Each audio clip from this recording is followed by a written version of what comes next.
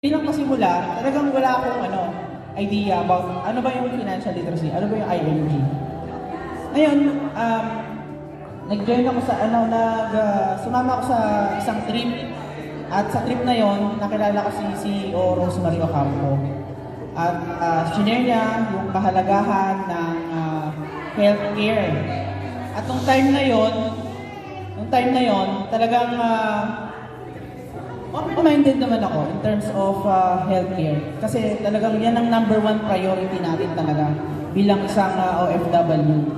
Kasi maraming hindi lang isa o dalawang testimony ang nakikita natin, di ba?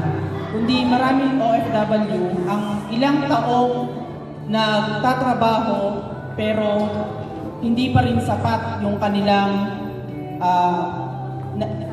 mga pinagtrabahuan. Okay? Nandoon tayo sa cycle na kung saan padala tayo ng padala, pero yung sarili natin, nakakalimutan natin. That's a good thing na natutunan ko sa IMD, na hindi masama na unahin din ang sarili. Hindi masama na mas mahalin mo pa yung sarili mo. Kasi alam ko sa sarili ko na kung ako ay magiging malakas, mas mabibigyan ko ng kung ano ang pangangailangan ng pamilya ko. Paano kung ako yung mahina? Ako yung breadwinner, ako yung ate, ako yung kuya. Ako yung tumatayo bilang nagbibigay. Alam ko, hindi lang ako sa lahat ng nandito ang ganitong sitwasyon. Pero isipin natin, napakahalaga na tayo yung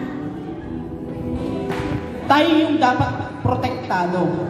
Kaya nung nakilala ko si ING, talagang binigyan ko ng pag-aaral dahil yun ang sinabi sa akin ng CEO ko.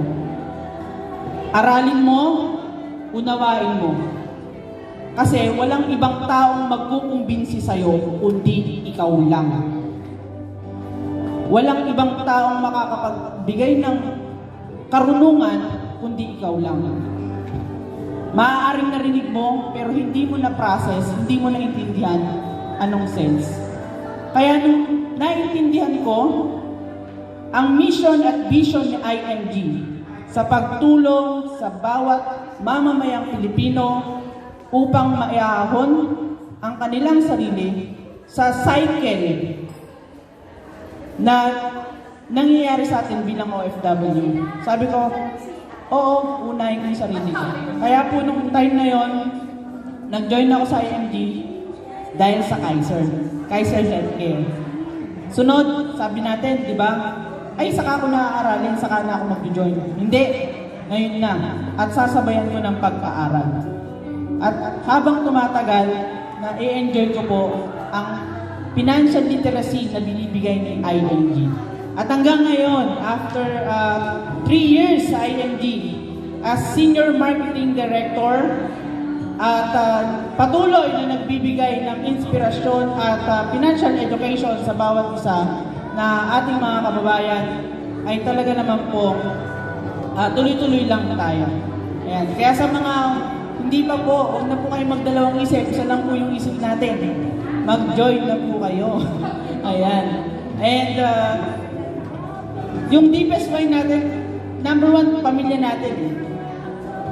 Yun naman ang number one na gusto natin bigyan ng protection, diba? Pero tulad nga ng sabi ko, importante na mas unahin din natin ang ating sarili. Salamat po. Okay.